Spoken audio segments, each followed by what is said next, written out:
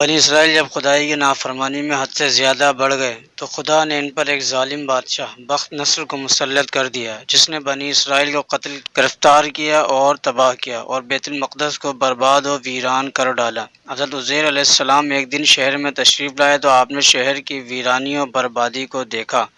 تمام شہر میں پھرے، کسی شخص کو وہاں نہ پایا، شہر کی تمام عمارتوں کو منہدم دیکھا۔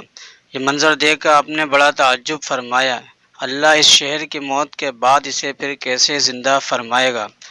آپ ایک دراز گوشت پر سوار تھے اور آپ کے پاس ایک برتن کھجور، ایک پیالہ انگور کا رس تھا۔ آپ نے اپنے دراز گوشت کو ایک درخت سے باندھا اور اس درخت کے نیچے آپ سو گئے۔ جب سو گئے تو خدا نے اسی حالت میں آپ کی روح قبض کر لی اور گدھا بھی مر گیا۔ اس واقعہ کے 70 سال بعد اللہ تعالیٰ نے شاہان فارس میں سے ایک بادشاہ کو مسلط کیا اور وہ اپنی فوجیں لے کر بیت المقدس پہنچا اور اس کو پہلے سے بھی بہتر طریقے پر آباد کیا۔ بنی اسرائیل میں سے جو لوگ باقی رہے تھے، خدا تعالیٰ انہیں پھر یہاں لایا اور وہ بیت المقدس اور اس کے نواح میں آباد ہوئے۔ ان کی تعداد بڑھتی رہی۔ اسی زمانے میں اللہ تعالیٰ نے حضرت عزیر علیہ السلام کو دنیا کی آنکھوں سے پوشیدہ رکھا اور کوئی آپ کو دیکھ نہ سکا۔ جب آپ کی وفات کو 100 سال گزر گئے تو اللہ تعالیٰ نے دوبارہ آپ کو زندہ کیا۔ پہلے آنکھوں میں جان آئی، ابھی تمام جسم مردہ تھا، وہ آپ کے دیکھتے دیکھتے زندہ کیا گیا۔ جس وقت آپ سوئے تھے وہ صبح کا وقت تھا اور 100 سال کے بعد جب آپ دوبارہ زندہ کیے گئے تو یہ شام کا وقت تھا۔ خدا نے پوچھا، اے عزیر، تم یہاں کتنے ٹھہرے؟ آپ نے اندازہ سے عرض کیا کہ 1 دن یا کچھ کم۔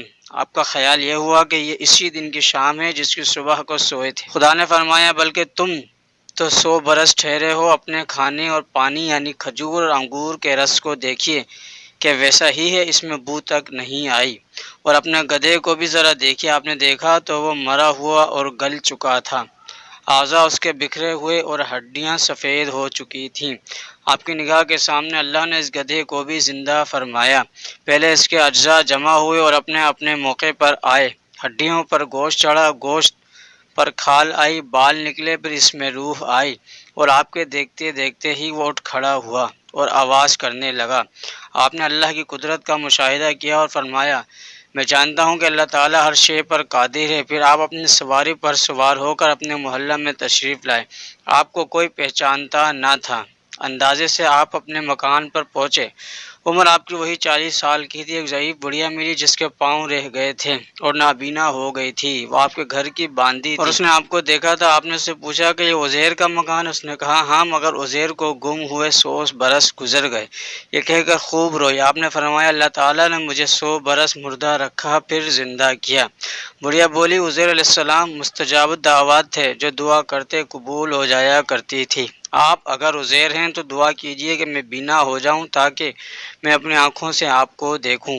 آپ نے دعا کی تو وہ بینا ہو گئی۔ پھر آپ نے اس کا ہاتھ پکڑ کر فرمایا، خدا کے حکم سے اٹھ۔ یہ فرماتے ہی اس کے مارے ہوئے پاؤں بھی درست ہو گئے۔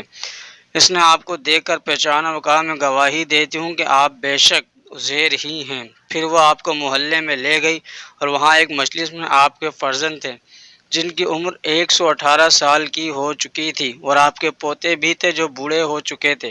بڑھیا نے مجلس میں پکارا، یہ حضرت عزیر تشریف لائے ہیں۔ اہل مجلس نے اس بات کو جھٹلایا۔ اس نے کہا، مجھے دیکھو، میں آپ کی دعا سے بالکل درست اور بینا ہو گئی ہوں۔